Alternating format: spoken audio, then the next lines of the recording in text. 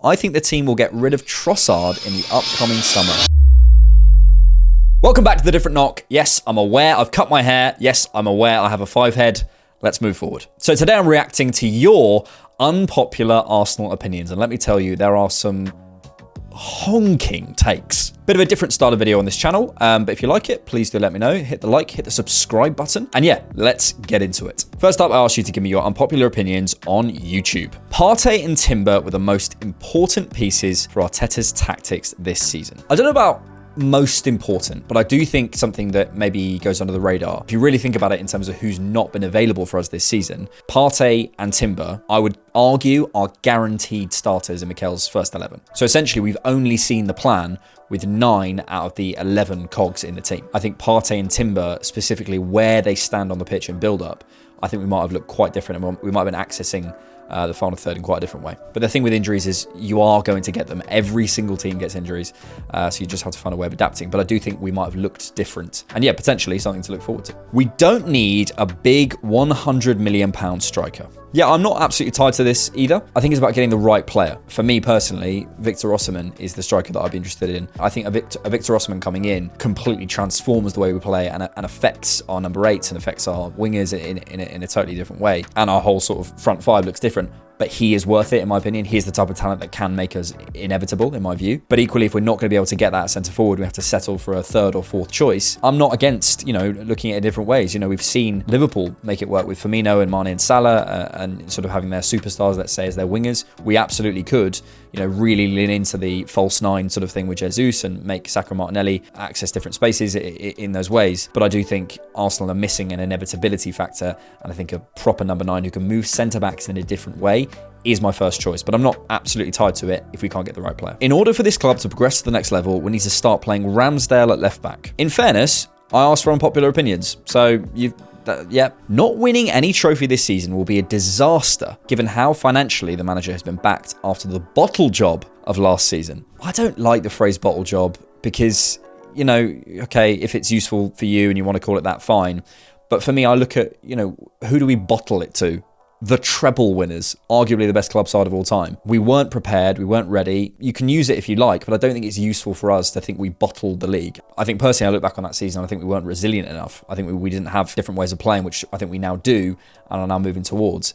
And then in terms of the financial backing, look, Newcastle are owned by a country. City, they've slowed down their spending, but they still spent £100 million on a defender in the summer. Liverpool completely remodeled their midfield. Look how much Chelsea spent. I think the financial thing, yes, 100%, but you have to place it in a context of the environment that you're in, and we're not the only ones who spend. So I think we're just keeping up, to be honest. We have spent a lot in the last 3 years, 100%. I think we've got one of the highest net spends, but, it's in a context. Building a culture is more important than winning a trophy. You're going to get cooked for that. But what I will say is, in terms of what a club needs to focus on, winning trophies is a byproduct of focusing on culture and process and tactics and all that sort of stuff. So you then say, well, building a culture is more important. I don't know. It's hard to say, but I think they're linked. I think the team will get rid of Trossard in the upcoming summer. No.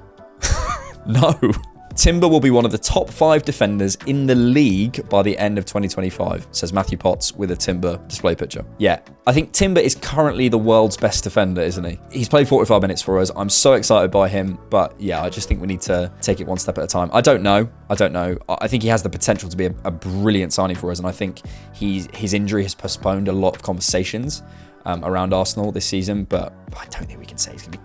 I don't think we can say that with any kind of certainty. Nuno Tavares is a magnificent stallion waiting to be unleashed. Look, Nuno Tavares is a player that, if you look at his physical profile and what he can do in his running power, you take a gamble on him. He was £7 million. So I don't want to hear any flop stuff. He was £7 million. And I think and hope we'd get that back and more. He plays like a YouTube compilation, and we can't have that. Bukayo will be playing the Ødegaard role, and we will have to get a new right winger. I'm a big fan, as you guys know on this channel, of unpopular opinion, putting players in their best positions. And I think what Bukayo has that maybe what his superpower is riding that contact and receiving in a block and turning. There's not many players who can hold off contact in the way that Bukayo can in central compact zones and finish in the way he does and combine and connect. I'm always keen on getting him further out than, always being stuck on the wing. The problem is he's such a reliable receiver that you want that player there who can attract people. And, you saw the game against Liverpool. There's 3 on him at all times, which is annoying for him, but creates space elsewhere. Yeah, I don't know. I can't imagine Ødegaard moving out that role anytime soon, although I would like to see him switched round, as we'll come to later. But yeah, one to watch. Fabio Vieira is our most creative player in our squad. It depends what you mean by creative. I don't know where you've got that sample from. I think creativity, you can define creativity in a number of different ways. You could say it's by passing, it's by movement, it's by carrying, it's by the gravity you pull because you're such a good player. It could be loads of different things. It could just be measured by assists or, whatever. I think he probably has the best final ball in the squad. I probably agree with you. And the next one is Fabio Vieira is the squad's best passer. I think from the half spaces, I'd probably agree with you. But again, it's like, what is a good passer? Someone who can break the lines, someone who can create those diagonal switches or whatever. Depends who you are on the pitch. I don't know.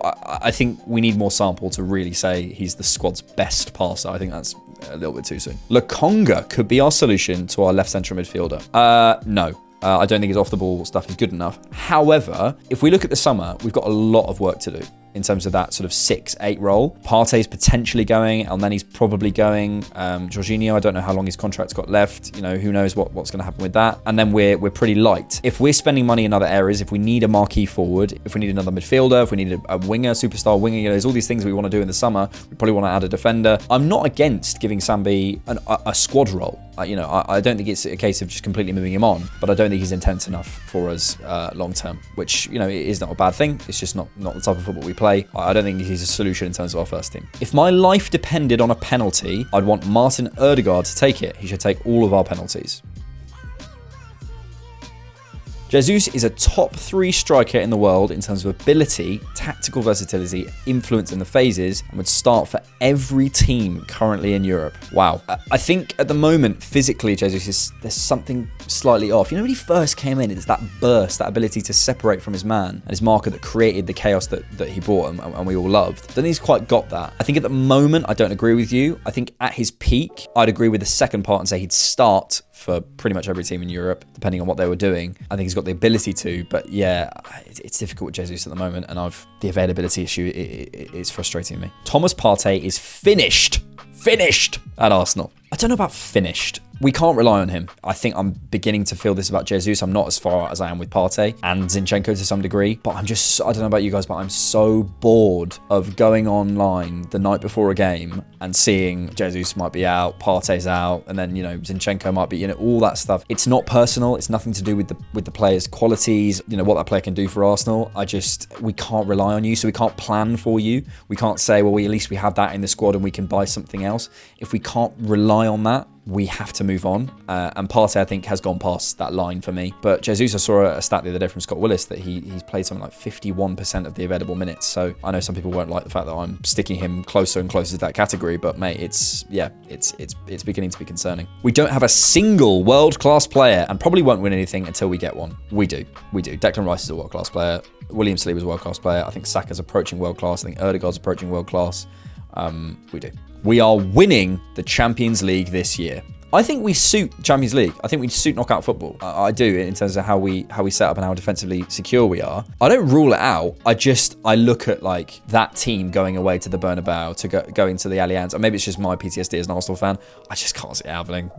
Can you? Really? Arteta is too emotional to lead a young team to Premier League victory. Depends what you mean by emotional. I think he's very passionate and very, if I can be stereotypical, quite Spanish in the way he expresses himself. Certainly not as reserved as let's say, a typical Englishman, which I think is part of the kind of the perception issue that goes on here. I don't know. I think he's too self-aware and too confident of his own abilities to let the emotions be the thing that drives him. I think he can be emotional, but I don't think that's a bad thing. I also think for a young team, they kind of need that. There was a piece that Declan Rice put out recently about how he loves that Arteta kicks every ball with him, kind of as it were. It's more good than bad. So I don't know whether it's preventing us winning a Premier League. I don't think I agree with that. Arsenal are not a big European team. They are a big team in England. Lifelong Arsenal fan. I think we are a big European team, but we're not in the Madrid, Bayern, Barca conversation. We're not. Do you know what I mean? So in terms of size of club, in terms of European heritage and pedigree. So I agree with you. Again, it's all these things. It's defined big. But if we win,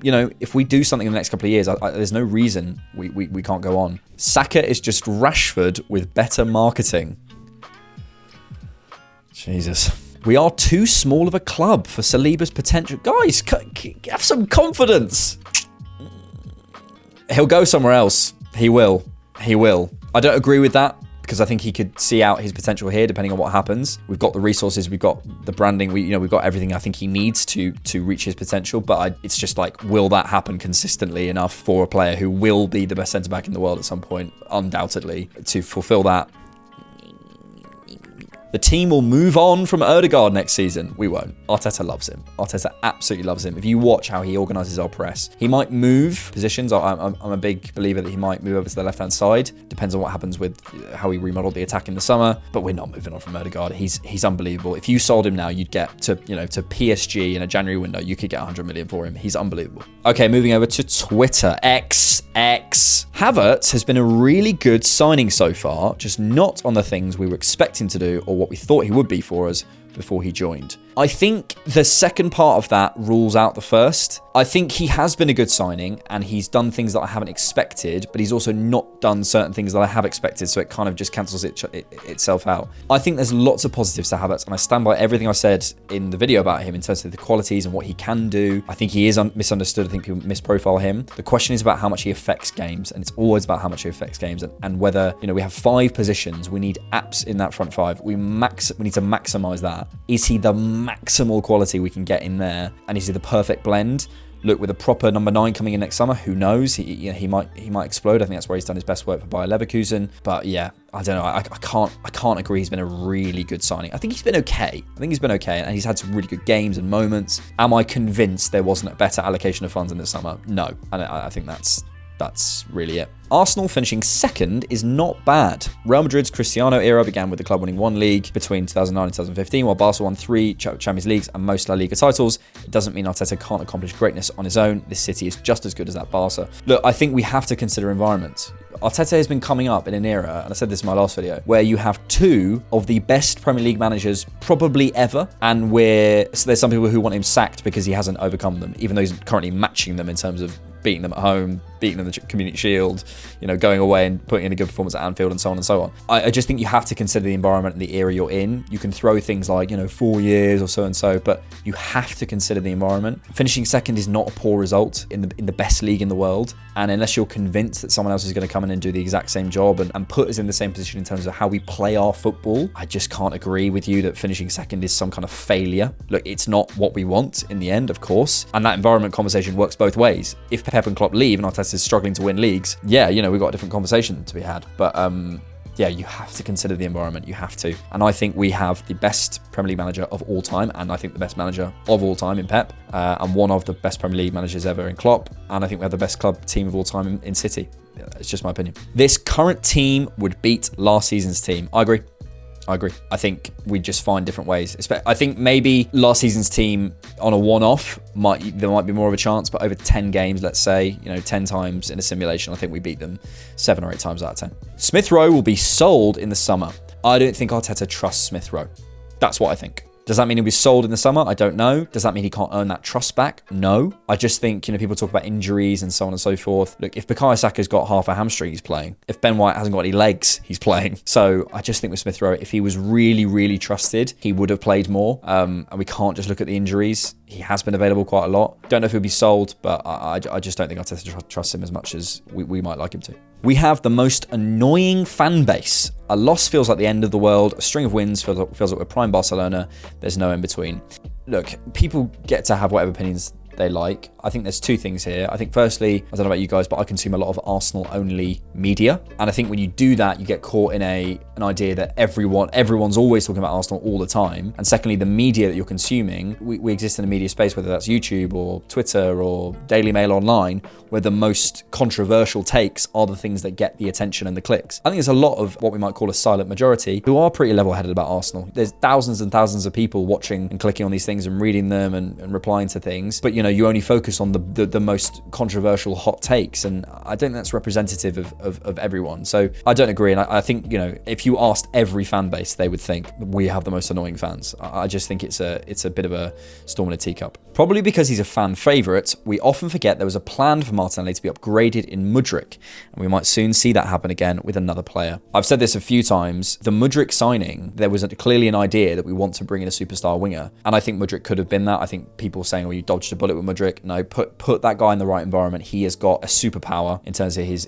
directness and pace and potentially his ball striking. If you watch the development of Martinelli over the last 4 years, if Arteta gets his hands on Mudryk, mate, it could be unbelievable. I don't think that equals there was a plan for Martinelli to be upgraded. Mudryk could have played somewhere else. Martinelli might have played somewhere else. I don't know. But I think that's often forgotten. And it shows you that Arteta can pivot. He goes out and signs Trossard, and it's a different type of winger. But, he was willing to spend 60, 70 million on a winger. And I think that's worth thinking about. And it doesn't automatically mean Saka and Martinelli being replaced. It might mean something else. David Raya has been far better than Ramsdale was last season. But because he doesn't make flashy saves, he's not as rated. I do think we haven't seen Raya, apart from that Tottenham save, make one of the saves where you go, oh my God. Equally, I don't know whether he's had many opportunities to. We can't say we're the best defensive league in the team. We can't say we're the best defensive team in the league and then also simultaneously berate our goalkeeper for not making loads and loads of saves. It's kind of an oxymoron, if that's the right phrase. I think it is. No, it's not. The thing with Ryan and Ramsdale, I talked about this before, the margins of improvement are so small. I think there has been improvement in terms of claiming crosses. I think he was brilliant against Liverpool. I think there's a more calmness. I think Raya's better in the build-up. I think he's braver. I think he sticks his foot on it a little bit more and allows the team to step in. I don't know if we can play through Liverpool's press as well without Raya, but all of those things are quite hard to quantify. So I understand fans who are very reticent to kind of give Raya his flowers in that way. Gabriel is next in line to be upgraded. Nope. Not having that. No. Kivior's long passing is really underrated and underused feature of his game. I think he should be played more often at centre-back, and if he were to play at left-back, he should just slot in as a third centre-back to allow Rice to roam higher. I do think we haven't seen what Kivior can do yet. In the games he's coming into, he's slotting in at left-back, he's coming in. I think if Kivior had a run of games, we'd really begin to see what this guy is. Arteta didn't spend 20 million or so on him for no reason. I do think he's a really, really top player, and there's a comment coming up about Kivior. But yeah, I think his long switches is something we're all going to go, oh my God, I didn't know he had that in his locker, but trust me, he does. Bukayo Saka would not have made it 15 years ago. Back then, wingers had to be rapid and be able to cross while sprinting. Saka's never shown much pace because his style is to dribble 3 or 4 paces and then pass it off or cross. He would have been locked down almost every game. I think he would have made it. I don't know whether he would have been a winger for the reasons you put across, yeah. But I think that talent, he would have been a number 10 or he would have been an 8. He would have made it. Mikel Arteta is just an adequate man manager. The players he loves love him, but he isn't capable of squeezing out whatever value the likes of Tierney, Nuno and Sambi had to offer us, or it looks like that with the info I have. What's that phrase? By my fruits, judge me. That's not the phrase. The players clearly love playing for him. I don't think that's debatable. And on the other side, I think, look, you're going to alienate people in life if you make choices. If you choose one person, it's going to annoy someone else. It's a fact of life. And I would challenge you to find me a manager whose fan base thinks, yeah, that manager's got every single thing out of every single player. It's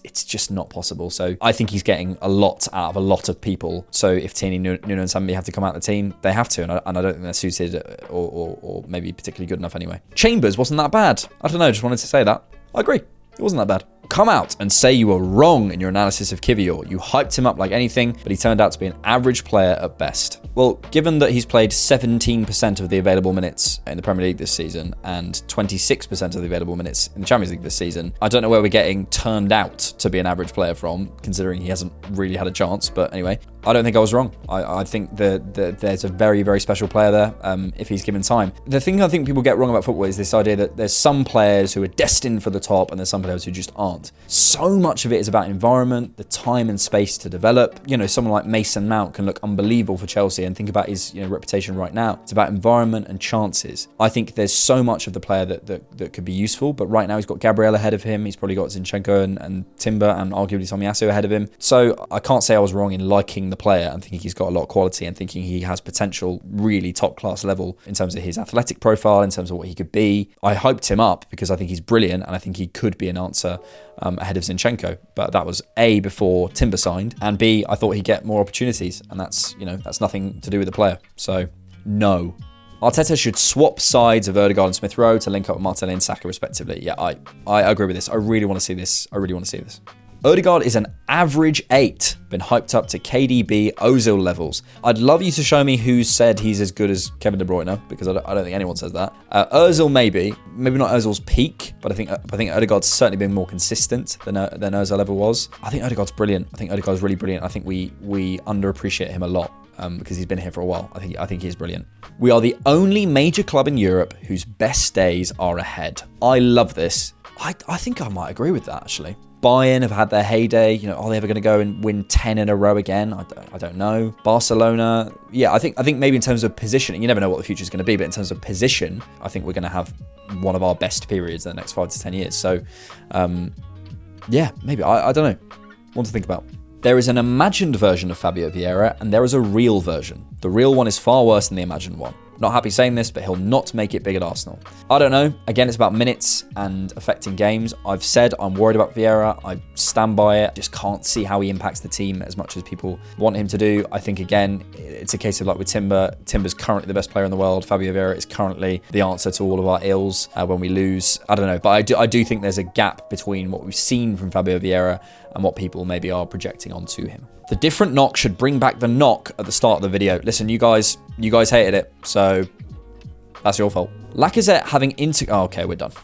What did you think of those unpopular opinions? Let me know in the comments. Let me know your unpopular opinions in the comments below. And yeah, if you like this style of video, let me know, because I can do more of it. If you like it, please. Do you like it? Please. Do all the good stuff. Like, comment, subscribe. And yeah, thank you so much for your support on The Different Knock. Appreciate it. And I'll see you in the next video. Bye. If you like The Different Knock, you can support us on Patreon monthly, or you can buy us a coffee.